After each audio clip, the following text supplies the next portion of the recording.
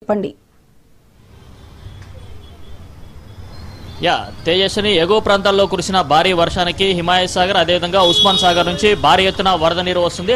ఆ వరద నీరు అంతా కూడా మూసీకి విడుదల చేస్తుండటంతో మూసీ ఉగ్రరూపం దాల్చిందని చెప్పుకోవచ్చు. రాత్రి నుంచి కూడా మూసీ ఉగ్రరూపం దాల్చడంతో పలు కాలనీలు జలమయమైన పరిస్థితి ఉంది. ప్రస్తుతం మనం చాదర్ఘట్ బ్రిడ్జ్ ఏదైతే ఉందో ఆ బ్రిడ్జ్ దగ్గర ఉన్నాము. ప్రస్తుతం విజువల్స్ లో చూసుకోవచ్చు చాదర్ఘట్ పరిసర ప్రాంతాల్లో ఉన్న కాలనీలు మొత్తం కూడా నీట మునిగిన పరిస్థితి అయితే ఉంది. పూర్తిగా అంటే మొత్తం టాప్ లెవెల్ వరకు పూర్తిగా మునిగిపోయిన పరిస్థితి ఉంది. దీంతో వాళ్ళందరినీ కూడా రాత్రే జిహెచ్ఎంసీ అధికారులు ఖాళీ చేయించడం జరిగింది.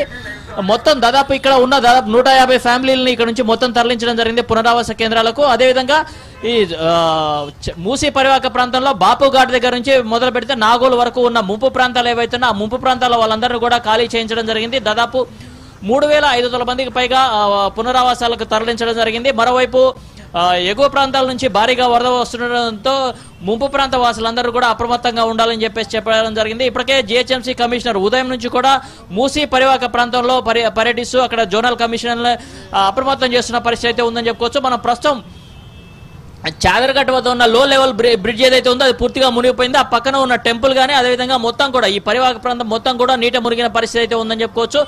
రాత్రి ఈ ప్రాంతంలో ఒక ఇద్దరు యువకులు వరదలో కొట్టుకుపోతుంటే స్థానికులు వారిద్దరిని కాపాడడం జరిగింది. అదేవిధంగా రాత్రి పలు ప్రాంతాల్లో వరదలో కొట్టుకుపోతున్న 8 మందిని హైడ్రాక్ సంబంధించిన డిఆర్ఎఫ్ సిబ్బంది కాపాడడం జరిగింది.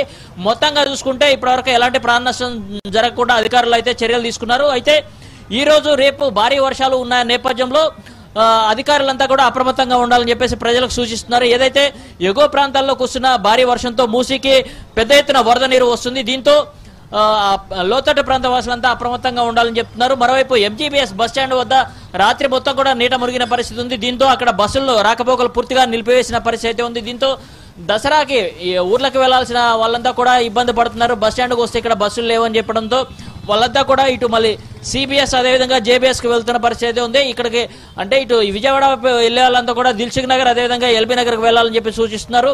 మరోవైపు ఇటు వరంగల్ వైపు వెళ్లాలంతా ఉప్పల వెళ్లాలని చెప్పి సూచిస్తున్నారు. జేబీఎస్ కి వెళ్లాలని చెప్పి సూచిస్తున్న పరిస్థితి అయితే ఉందని చెప్పుకోవచ్చు.